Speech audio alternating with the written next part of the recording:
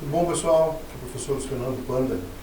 A gente está gravando mais um episódio do nosso Pod Praça, do nosso podcast.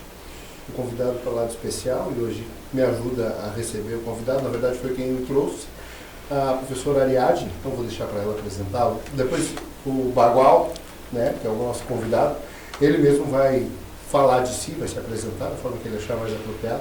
Mas peço para a Ariadne apresentá-lo e dizer de onde ela conheceu, como é que conheceu, porque ela vai ter que revelar algumas coisas que falam da idade dela, né?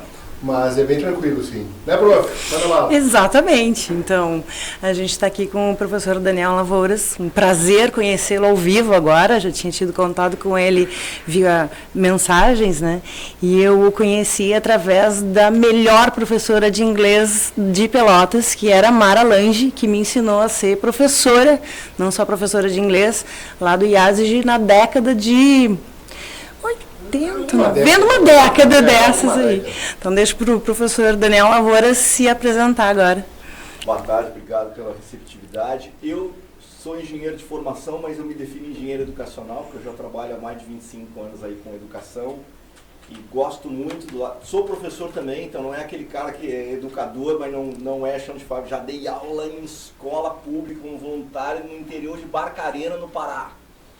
Então, isso nos dá uma certa liberdade de falar sobre educação na área pública e privada e sou envolvido com várias ideias educacionais que vão um pouco além dos muros da escola, tipo, principalmente Olimpíadas do Conhecimento. Então, desde 98 que eu sou super envolvido com isso, eu criei algumas das grandes Olimpíadas no Brasil, principalmente a OBA, que foi criada em 98, que hoje tem 2 milhões de alunos por ano.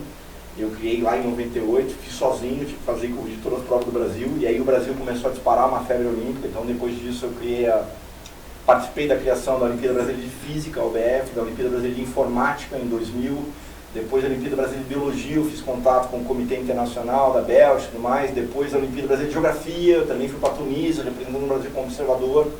O detalhe é que eu sou engenheiro aeronáutico, não tem nada a ver com geografia, não sei nada de biologia, nada disso aí, mas tipo, para a gente fazer as Olimpíadas, os comitês internacionais, como o Brasil não participava, deixavam fazer isso. Então a minha principal contribuição, que eu mais me orgulho, é essas áreas de Olimpíadas. Olimpíada de Economia, Olimpíada Brasileira de Medicina, existe uma Olimpíada Brasileira de Medicina para estudantes de educação básica.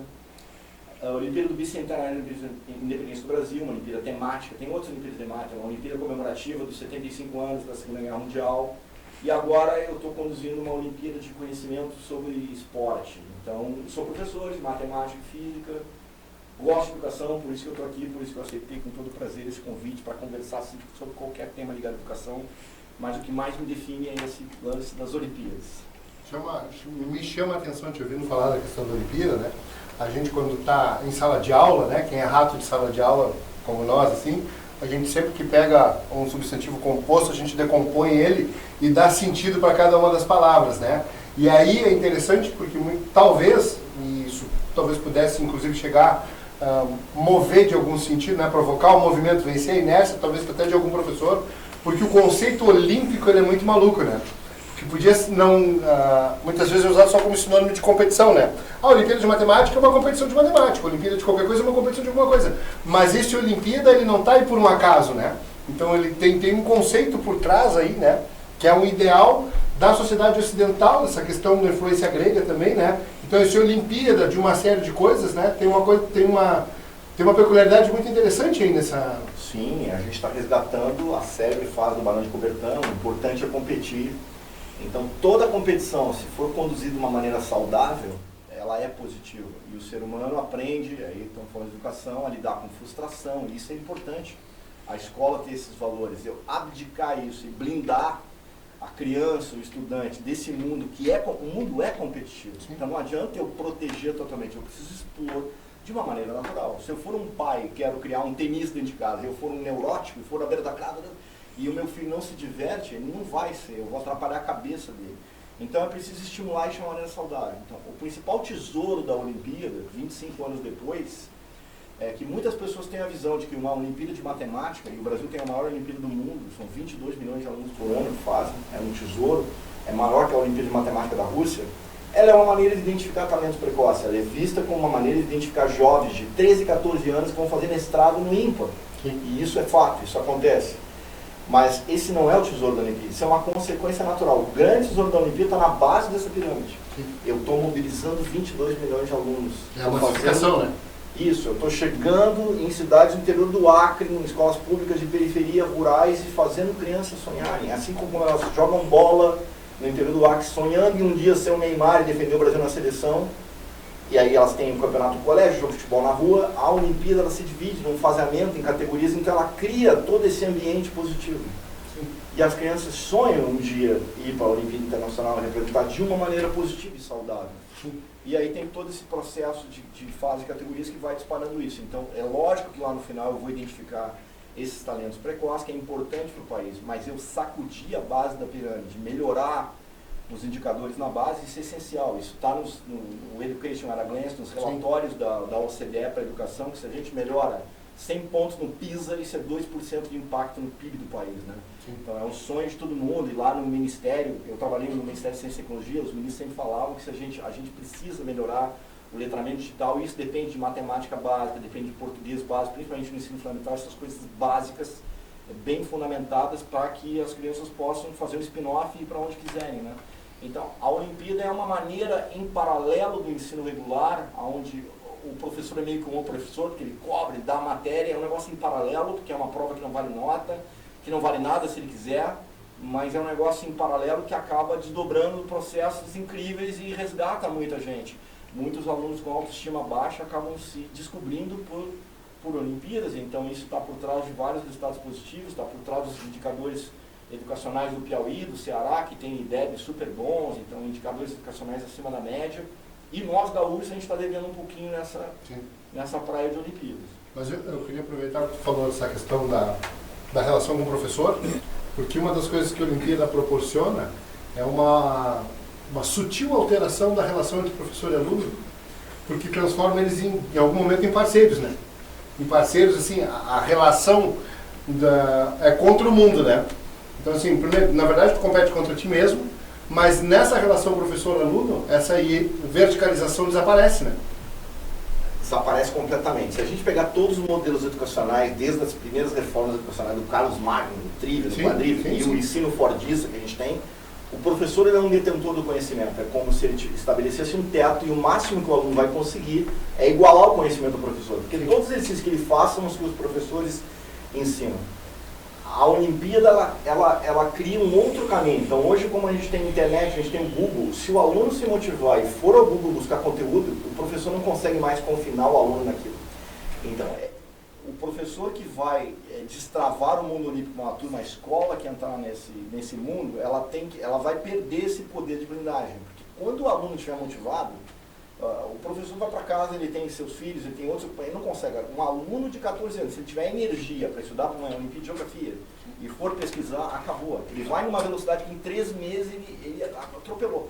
O professor vai ser um mentor, então vai mudar completamente. E aí apareceu outra coisa incrível. A plasticidade neuronal do jovem ajuda nisso, né? Eu já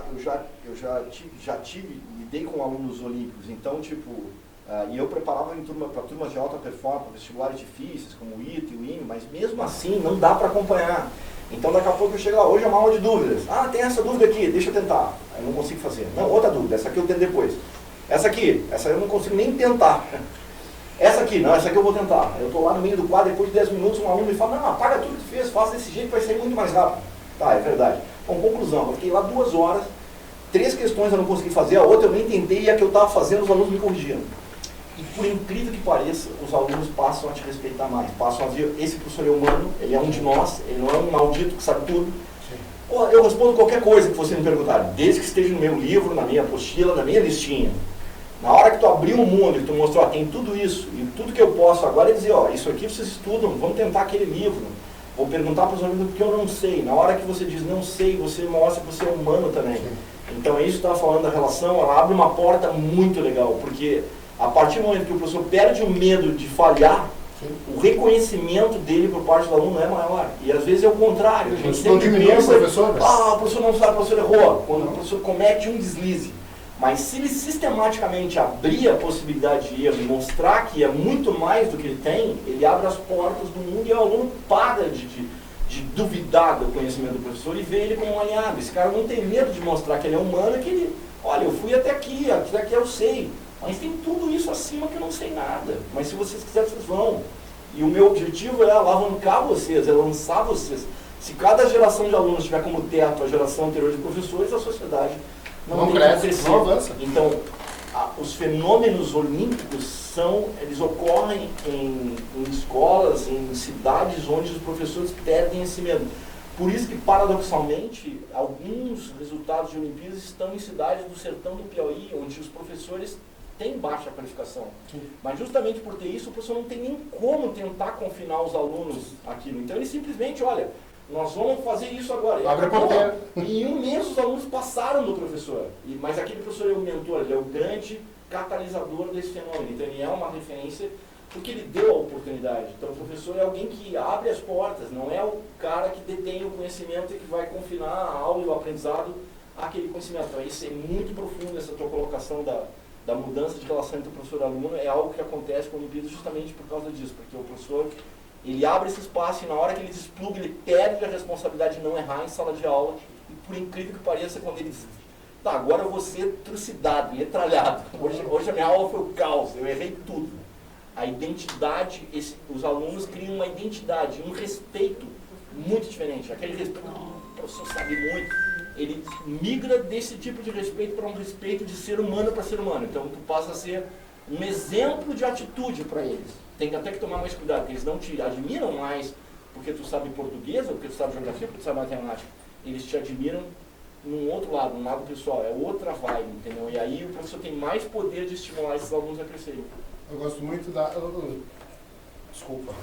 Porque, claro, como o assunto me fascina, eu vou enchendo o saco dele, mas tu nos interrompe. Eu vou dizer só mais uma pergunta, depois eu passo para ela. Eu gosto muito da análise que a Viviane Mosé faz, que ela diz assim, qualquer pendrive ridículo hoje sabe tudo que tu leu. Então, não é isso, né? Ah, eu sei isso. Qualquer pendrive hoje sabe tudo que tem dentro. Tudo que tu leu, eu li todos os livros, grande coisa, tu podia ter lido um e mudado a tua vida, né? E essa não é uma reflexão minha, é da Viviane Mosé, que eu acho uma pessoa interessantíssima, né? E aí quando ela fala isso, de alguma forma, ela cutuca isso aí também, né? Porque e se a gente for pensar na Olimpíada, nos Jogos Olímpicos de esporte também, a maioria daqueles caras que estão ali como treinadores, eles não conseguem executar mais, ou talvez nunca tenham conseguido executar aquilo que seus atletas estão executando. Mas sem eles, os atletas também não conseguiriam, né? Então, essa mudança de papel, assim, ela é muito rica, né? É impressionante, né? Sim, para treinar o Usain Bolt, eu tiver que correr que nem o Usain Não Bolt, dá, né? Cara. Mas ele tem um monte de especialistas de nutrição, de pra largada, pra não sei o quê. Então, um conjunto de especialistas que são pessoas que ele respeita e que ele vai ouvir. Então, conquistar esse respeito é o lance da educação. Então, a maior parte dos professores conquista o respeito dos seus alunos por apatia. Eu posso impor o respeito ou conquistar o respeito. Sim. Então, o professor que tem uma habilidade de conquistar a turma, eu faço isso, mas tipo, essa conquista, ela se torna muito mais, assim, é uma relação muito mais aberta quando o professor abre o kimono e olha só, eu sou humano, como vocês eu erro, eu tenho limite. Tem um monte de coisa que eu não sei, se você perguntar, eu não sei fazer também. Entendeu? E é esse tipo de colocação que tu fizesse com relação dos livros, não tem como. O professor detém nem um pendrive de conhecimento. Sim. Muito pouco. É muito pouco, mas ele tem uma experiência, ele tem coisas válidas. E ele está ali justamente para dar uma oportunidade que não teve. Então, às vezes, quando os alunos me perguntam, eu sou um frustrado olímpico. Na minha época, eu não tinha Olimpíada para fazer. Eu fiz uma Olimpíada só que foi de matemática, entendeu? E não tinha fase, era uma prova só que era uma bomba atômica. Era 400 alunos fazendo o país. Então, eu fiquei 3 horas fazendo uma prova e tirei 0. Hoje mudou, tem um monte de Olimpíadas, já é mais legal. Então eu resgatei a minha frustração olímpica e criando Olimpíadas, para que vocês possam fazer. Na minha época não tinha. Então o mundo felizmente evolui, as coisas evoluem. Mas isso é muito legal, isso é um negócio que acontece assim com os professores que mergulham para esse mundo e eles passam a ter muitos professores bons, eles têm, digamos assim, eles têm o poder de domínio da turma. Isso é meio refém da qualidade oratória do professor. Professor de gente boa, professor não sei o quê, papapá. Mas eu tenho algum receio de perder o controle se o aluno especular que eu posso ter falhas. Porque essa capacidade oratória acaba superestimando a minha capacidade de deter o conhecimento. O cara é gente boa, o cara é bom, o cara sabe tudo de história. Não é bem assim. O cara é falível, a história da humanidade é gigantesca.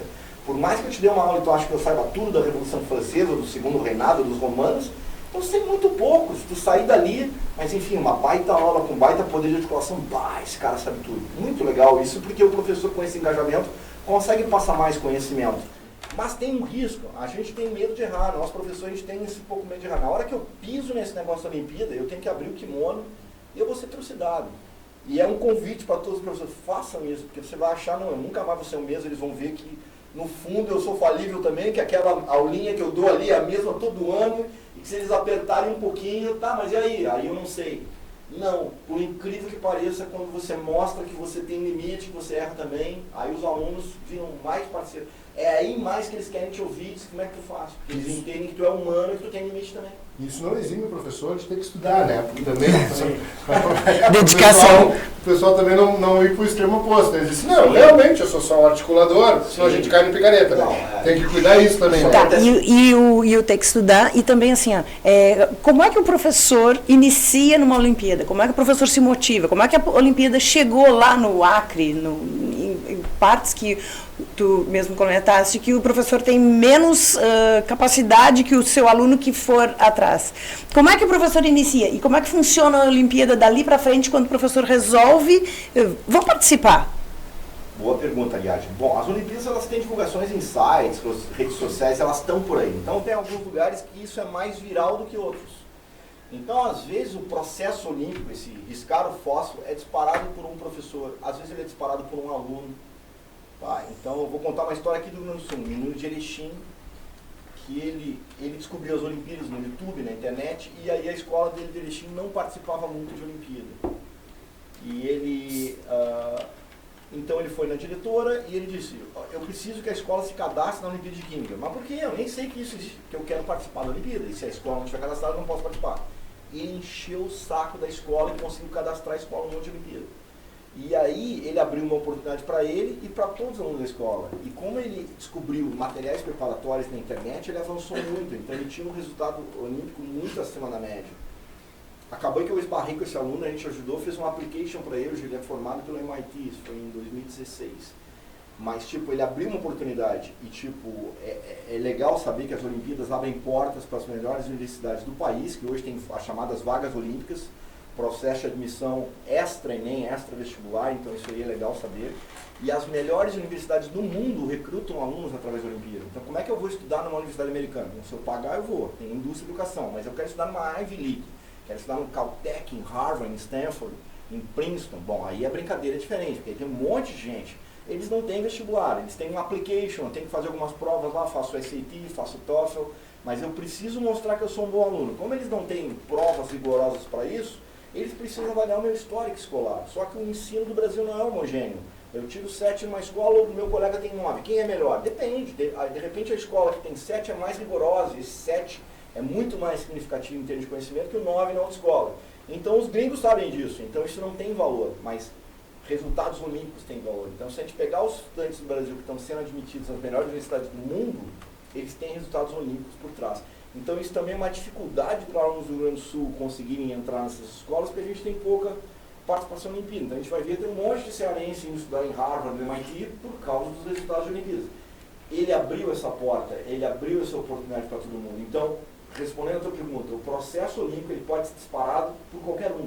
Então, às vezes vem uma pressão de um aluno, às vezes na escola, o professor de Química não gosta do livro de Química, ele deu uma olhada naquilo e essa Química eu não sei. Então, a gente estava falando isso aqui. Daí os alunos vão ver que eu não sou o papa da Química. É melhor não participar da Olimpíada de Química. Às vezes a blindagem é da escola, a escola tem um pouco de medo de se expor. Se eu encorajar os meus alunos a fazer a Olimpíada, meu pai vai questionar, não, meu filho só tira 9 em matemática, mas ele fez a Olimpíada de Matemática e ele não consegue ir para a segunda fase. A Olimpíada é outro nível de competição, é outra vibe, é outra coisa. Então, uma maneira de eu evitar esse tipo de coisa, evitar o desconforto, eu blindo, eu não participo. Mas a educação é o desconforto, o crescimento vem com o desconforto, eu preciso puxar o tapete. Então, há escolas em que o processo olímpico ele é disparado por um aluno, há escolas em que quem inscreve é o professor de educação física, é o psicólogo. O professor de Química vai escrever, eu vou lá e eu sou psicólogo do colégio, eu escrevo na Olimpíada de Química, opa, vou escrever na Olimpíada de Biologia, na de Linguística, na de Economia, de Autonomia, eu escrevi a escola em tudo, eu sou psicólogo da escola. Isso acontece, tem várias escolas que o processo olímpico ele é disparado por pessoas em que a gente nem imagina. mas é preciso aliados. Então, como todo processo de transformação, não dá para uma pessoa fazer isso sozinha. Se ela for fazer isso sozinha, ela vai ser alvejada como diferente, isso não vai. Então, a febre olímpica só se estabelece quando a escola passa a respirar aquilo, quando todos os alunos participam. Eu não posso decidir participar de uma Olimpíada e eleger só os melhores alunos de química para participar. Eu dei uma olhada na prova, não vale a pena, eu vou botar só os 3 melhores alunos de química, esses têm chance de... Ninguém vai nem saber que a escola participa de Olimpíada. Eu não vou ser o futebol, vou ser o hockey sobre patins. Quem é o campeão brasileiro de hockey sobre patins? Não sei. Tem, mas eu preciso de alguma coisa que todo mundo participa. Os caras ganharam. Por quê? Porque todo mundo sabe, todo mundo participa. Então, os lugares onde a Olimpíada consegue um papel transformador de referências positivas são os lugares onde a escola tem participação maciça. Isso é participação maciça. A massificação é que produz excelência em qualquer... Isso. Uma pergunta, quando tu falou assim, quando encontra algum material à disposição, né? A própria organização das Olimpíadas disponibiliza materiais para os alunos estudarem, exercícios para eles fazerem, tem alguma coisa assim? Ou cada um meio que tem que se virar? As Olimpíadas, elas têm maturidades diferentes. Então, se eu for pegar a Olimpíada de Matemática, que é a maior Olimpíada do Brasil, é maior que todas as outras juntas, e tem um aporte grande de recursos do CNPq, do Ministério de Ciência e Tecnologia, do Ministério da Educação, e está debaixo do INPA, uma instituição de reputação mundial, um Instituto de Matemática Pura e Aplicada. Existe muito recurso, então existe muito estímulo, existe muito investimento para cursos de qualificação de professores, para o POT, Polo de Treinamento de Ensino, para o PIC, Programa de Iniciação Científica. Tem um monte de coisa, tem o Profimate, o mestrado profissionalizando em matemática, tem videoaulas, cursos completos em todos os níveis. Então, se eu entrar nos portais da OBMEP, da Olimpíada de Matemática de Escolas Públicas, da OBM, da Olimpíada Brasileira de Matemática, eu vou pegar os melhores matemáticos para isso com material. Então, hoje, com a internet, eu posso estar em qualquer confim do país e eu posso ter acesso a tudo isso. Mas nem todas as Olimpíadas têm esse privilégio e têm esse grau de amadurecimento que a Olimpíada de Matemática tem. Então tem outros casos, por exemplo, na Olimpíada de Astronomia, após alguns anos, os ex-olímpicos, os alunos que participaram da Olimpíada e representaram o Brasil em Olimpíadas Internacionais, eles lideraram um processo em que eles geraram um material. Eles começaram a gerar material didático para preparar os outros. Esses fenômenos acontecem em outro tipo de escala. Santa Isabel é uma cidade na periferia de São Paulo, próxima, não chega a ser grande São Paulo, mas não tem um IDH dos melhores em desenvolvimento humano. Nós encontramos a prefeita de Santa Isabel, eu estava como ministro na época que eu trabalhava no Ministério de Ciência e Tecnologia, e ela disse, eu estou com um problema em Santa Isabel. Eu disse, qual é? Eu não tenho mais sala de aula aos finais de semana. Eu tive um aluno que, através das Olimpíadas, passou na USP, na Escola Politécnica, não sei o quê, foi admitido pelo MIT depois também, por causa desse projeto que ele criou. Porque os gringos querem ver liderança, eles querem ver outras coisas. Ele pediu para a escola dele, para abrir a escola, a sala, porque ele queria dar aula para os outros alunos do segundo ano que estavam no colégio, ainda para preparar para as Olimpíadas, porque ele tinha estudado. E aí esses alunos começaram a ter aula, que começaram a querer dar aula para os outros. Os alunos do primeiro ano queriam dar aula para os alunos do nono ano. Os professores não estavam envolvidos, os professores de escola pública. Poxa, eu vou ganhar para ir para a escola sábado e domingo? Não, então, não quero. Mas os alunos começaram a abrir as escolas, cada vez mais salas, e começaram a ver resultados. Quando começaram a ver resultados, aí o professor da escola pública, que a gente sabe que é um herói, está lá abatido, pô, se eu não vou ganhar, me desculpa, eu não vou. Opa, eu sou parte disso, eu sou professor, essas medalhas aí, e aí o professor começa a se envolver. E aí o professor é positivamente pressionado, e vocês falaram, para estudar, que é aquilo que tu falou, eu não vou ficar assim, não, eu sou só o mentor. Tu acaba sendo pressionado para tentar acompanhar. Então, pela primeira vez na vida, o cara que está ali, pô, o cara do aula de história há 20 anos, mas nunca mais eu fui estudar história. A Olimpíada tem esse poder de rejuvenescer o tesão do cara da aula, porque o cara, não, agora eu quero estudar, porque eu quero procurar, os meus alunos estão se puxando e eu quero acompanhar um pouco disso.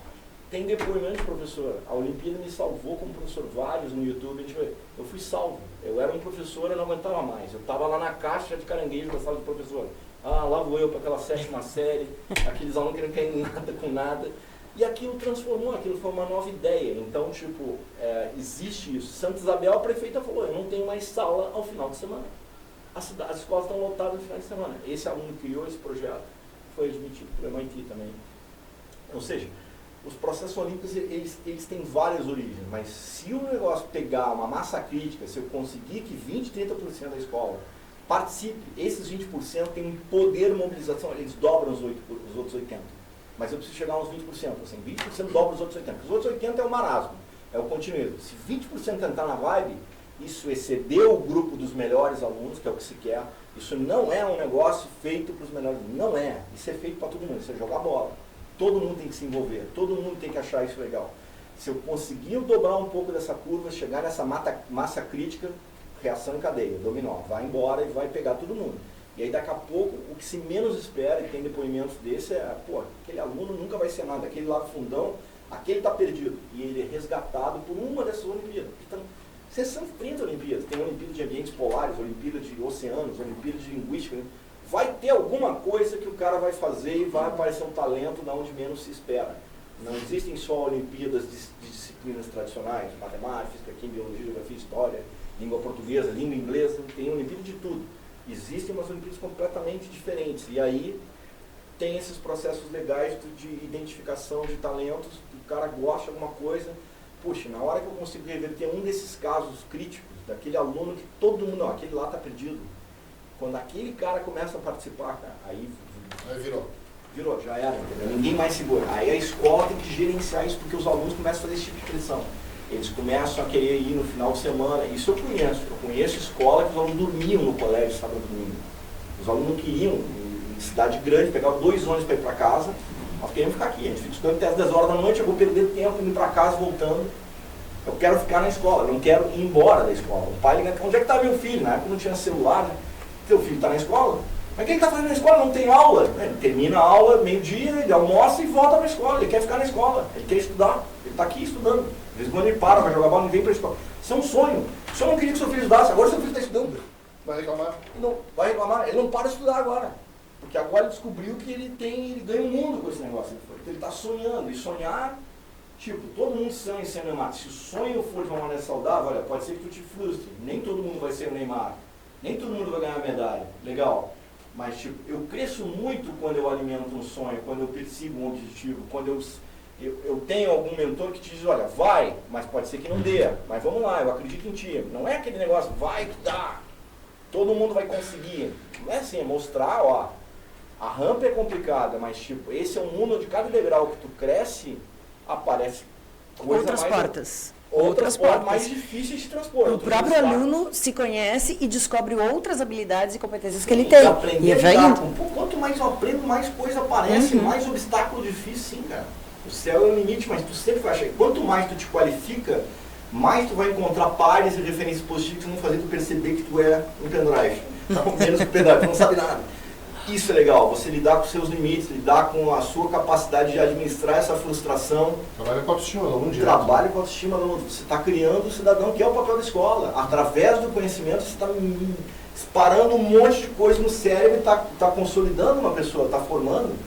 Então, esses alunos que investem muito em Olimpíada, os que eu acompanhei são os que têm maior grau de evolução em termos de maturidade, porque eles aprendem a lidar com essas coisas. Então, quando tu conversa com ele, o cara tem 16 anos, fala, olha o que esse aluno amadureceu. Você vai ver, pô, 3 anos atrás o cara só falava de física, porque estava envolvido com a Olimpíada de Física, mas a partir dali ele começa a crescer como pessoa, porque ele começa a lidar com outras coisas. Então, você acha que ele está confinado naquele mundo ali, mas ele usa aquilo para crescer. Ele persegue uma meta obsessivamente e aquilo o faz crescer como pessoa. Porque ele está num ambiente com outras pessoas que são seus mentores, que começam a colocar essas outras coisas, essas outras variáveis. E aí ele cresce. Entendeu? E aí ele se torna mais forte. É como a gente fala, o atleta de alta performance, quando os caras que disputam futebol, não, isso é tudo cabeça. O tênis, não, isso é tudo psicológico. O cara quando está num nível muito alto, o psicológico começa a falar mais alto. Então, é preciso crescer o psicológico. E é aí que o papel do professor ele é fundamental. Para escolas particulares, isso é pago? É gratuito para a escola pública? Todas as Olimpíadas são iguais nesse sentido? Como é que funciona? Eu separo as Olimpíadas em algumas categorias. Então, para mim, uma Olimpíada real, uma Olimpíada raiz, é gratuita para qualquer escola e para qualquer aluno do país. Mas existem algumas regras que mudaram. Existem algumas Olimpíadas pagas, tá? São Olimpíadas organizadas por empresas. Infelizmente, para a escola privada. A OBME, para a escola particular é pago. Tá? Até em Brasília a gente tentou mudar isso, é um absurdo, porque a Olimpíada tem um orçamento gigante. Mas como a OBMEP nasceu da OBM, foi criada uma Olimpíada de Matemática para escolas públicas, aí a escola particular participar tem que pagar uma pequena taxa que é irrelevante para o INPA. O INPA não depende dessa taxa. Então, várias conversas aconteciam em Brasília no sentido de tirar isso, porque infelizmente isso inibe a participação de algumas escolas particulares. Então, eu sou extremamente a favor de que a Olimpíada tem que ser totalmente gratuita para todo mundo, mas a OBMEP é o grande exemplo de Olimpíada que infelizmente é paga para a escola particular.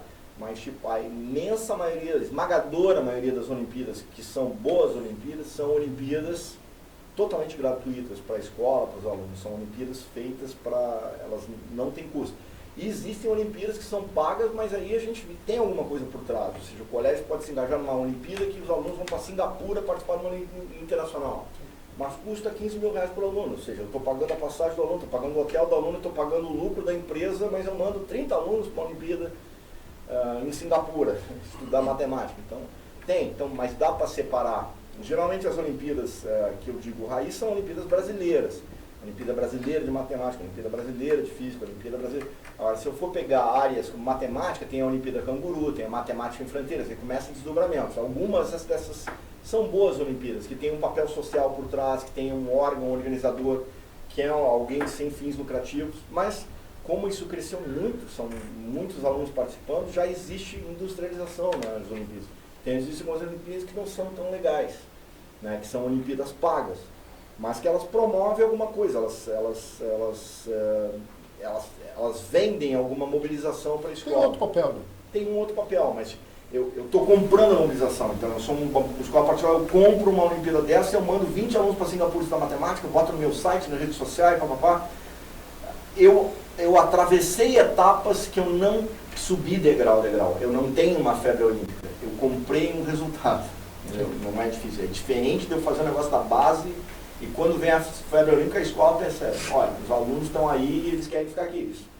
Eles não têm aula hoje, estão aí. Estão lá na sala estudando dando aula para os outros. Isso é febre olímpica, acabou. Porque daqui a pouco tu vai na sala e não estão só os melhores alunos.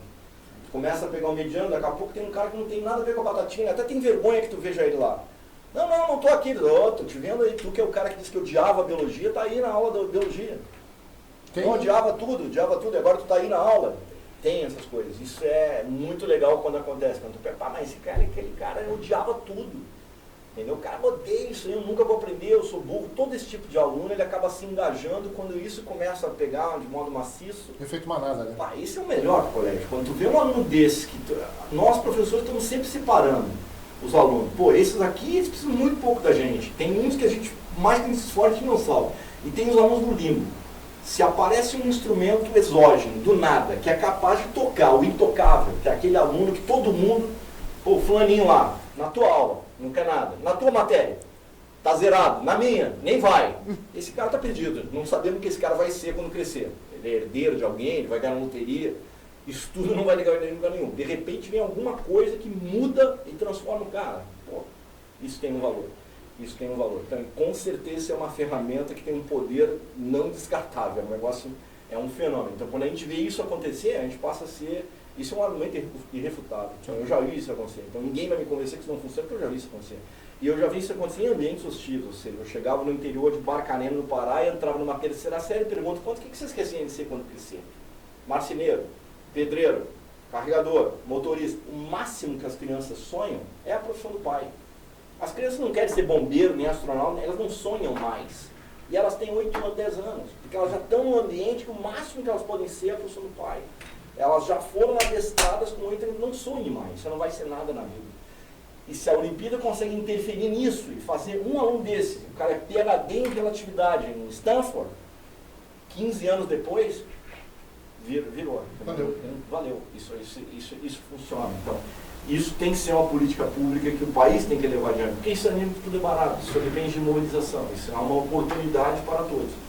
Então, eu sou um defensor gigantesco das Olimpíadas para toda e qualquer escola, pelo poder transformador que ela tem. Em paralelo a toda a rotina educacional que a escola tem que manter, eu boto umas fichinhas aqui, vamos entrar nesse negócio aí e vamos ver o que acontece. Mas vamos fazer, vamos participar a full, vamos entrar em umas 20 Olimpíadas e ver o que acontece. Tem em algum lugar a lista de todas elas, o acesso a todas elas, ou no final é o Google mesmo? Tem o Google e tem os chamados hubs olímpicos, que os melhores sites de Olimpíadas são sites de ex-alunos de Olimpíadas. Então, antes era o OBMP, só que eles mudaram o nome e virou medalheiro. Então, o medalheiro tem um calendário das Olimpíadas, tem as Olimpíadas separadas por áreas, Olimpíadas das análises exatas, Olimpíadas das humanas, tem já tem, quais tem fases, quais tem taxa de inscrição, eu posso filtrar por toda a categoria, quais eu posso participar se eu estou na quinta série, quais eu posso participar se eu estou na universidade. Tem tudo, tem o medalhinho, tem o NOIC, Núcleo Olímpico de Iniciação Científica, que é um site feito no Ceará, tá? A gente chegou a fazer um site no Ministério da Ciência e Tecnologia, mas ele não chegou a englobar muito. Eu diria que o Medalhei e o NOIC são os dois sites que tem mais Olimpíadas, que devem estar em torno de 130. Todo dia surge uma Olimpíada nova. Nem todas vão se manter, mas aí é o mercado que vai dizer o que vai prosperar, entendeu? Então, uma Olimpíada boa, se vamos gostar e fizerem, ela vai começar a crescer em participação. E tem outras que vão inventar uma Olimpíada de não sei o que, e não vai ser legal a prova, e vai micar e não vai prosperar. Então, agora que elas estão em crescimento exponencial, as que vão prosperar são as mais legais, ou as que têm um incentivo pesado também. Algumas têm incentivo pesado, então elas se mantêm. Mesmo não sendo tão legais, na minha opinião, mas elas têm financiamento, elas têm apoio, têm fomento, então elas vão adiante. Mas, no geral, as Olimpíadas que tendem a prosperar são aquelas que dão resposta, que os alunos se engajam. Quem sabe o que está falando, quem sabe, sabe. Tia, qual é a minha preocupação? Não abusar do teu tempo e da tua boa vontade, porque sei que, né, te agradecer por ter aceito o convite, né. Eu não sei se tu quer fazer alguma outra pergunta, prof. Não, eu estou encantada aqui e já louca para ver esse site Medalhei aí, para ver quais que tem, quais que a gente vai. A gente vai, o Colégio Praça 15 vai tentar desenvolver essa febre. E era uma coisa que a gente falava, né, Luiz? O mais legal de uma aula é quando a gente vê aquele olhinho brilhar, que eu entendi isso. Sabe, né? Isso é muito bacana. A cara brilha, assim, tipo, era isso. Pagou, né? Valeu o dia, né? Pagou a aula, né? Pagou. É exatamente isso. Não, parabéns pela audácia, pela ousadia da escola. Não é fácil dar esse passo, tá? Eu conheço isso, mas eu fico muito feliz que mais e mais escolas estejam se engajando. Então, parabéns para Pelotas, parabéns para a escola, por vocês estarem querendo aprender mais e mais sobre isso, estarem querendo entrar nisso. Eu tenho certeza que se vocês botarem um pezinho nisso aí, vocês vão ter resultados fantásticos, vai ser muito legal, vai ser muito construtivo, porque o troço ele vai ladeira abaixo, ele vai assim, riscar o fósforo que o fogo vai pegar. Se o fósforo for bem riscado, não tem o que fazer, porque eu vou disparar a coisa mais fundamental que todo ser humano tem. A curiosidade está intrínseca em todo mundo, ela está ali naquele cara que é o pior aluno, ele é um cara curioso. Quando ele tinha 5, 6 anos, por quê? Ele parou porque ele enfiou na cabeça, não, isso está desinteressante. E aí são outros problemas que a gente, que é professor, sabe, sim, toda a nossa vida está girando, está digital, está numa velocidade absurda. E a sala de aula nossa ainda é a mesma do século XIX, as escolas super se esforçando. A nossa já mudou, né? Sim, todo o esforço das escolas para acompanhar, para fazer algo legal, interessante, a gente sabe disso, mas tipo, é uma maneira, é um aliado. A Olimpíada é mais uma ferramenta para tentar trazer o fundamental que é o interesse. Porque se o ser humano é interessado, ele aprende, ele vem. A gente pensa muito, lê menos do que gostaria, né? Mas a gente pensa muito a questão do cérebro humano, né? Porque às vezes a pessoa se esconde atrás da tecnologia, ou bota a culpa na tecnologia, né? Mas o cérebro é o mesmo, né? Então, assim, o jeito da gente aprender, pode mudar o nome do estímulo, mas assim, o jeito da gente aprender é por repetição, é por emoção, é pelo estabelecimento de relação. Não vai acontecer de outro jeito, né? Então, assim, a gente pode mudar a forma de apresentar isso, mas a nossa máquina é a mesma, né? Sim, aquela pirâmide de Glasler, que todo mundo conhece a educação. A gente absorve 5% que a gente lê, 10% que a gente estuda, e 95% quando a gente se envolve, quando eu discuto, que eu aprendo. E é o que se quer, né? Então, o que tu mencionaste no início, um pouco de plasticidade cerebral, poucas áreas evoluem tanto quanto a neurociência. Aliás, convém dizer, existe uma Olimpíada Brasileira de Neurociência, coordenada pelo professor Alfred Scholz, da UFRJ, para ensino médio. Mentira. Sim, em 2017 eu trouxe ela para cá, a gente fez uma Olimpíada Gaúcha de Neurociência. Ela está no Medalhei, que essa aí me interessa. Tá. Ela é baseada no Brain Book, tem um livro que fala tudo de cérebro, né? A neurociência é uma das áreas que evoluiu muito. E ela é feita para a educação básica, se não me engano, ela é ensino médio e 9º ano do fundamental já pode participar. Já começa ali alguns conhecimentos de biologia, nas fases iniciais eu vou ali com os dendritos, axônios, a sinapse, depois evolui muito, claro, as fases evoluem, Mas, tipo, os finalistas qualificam para esse evento internacional, que é a International Brain Bee. Essa Olimpíada da Ciência leva para um evento internacional. Então, tipo assim, tem um monte de áreas muito legais e muito diferentes, nem espera. Como assim tem um negócio de... Tem, existe um próximo. Às vezes, mas é isso que eu quero, isso é muito diferente. Isso é bem diferente.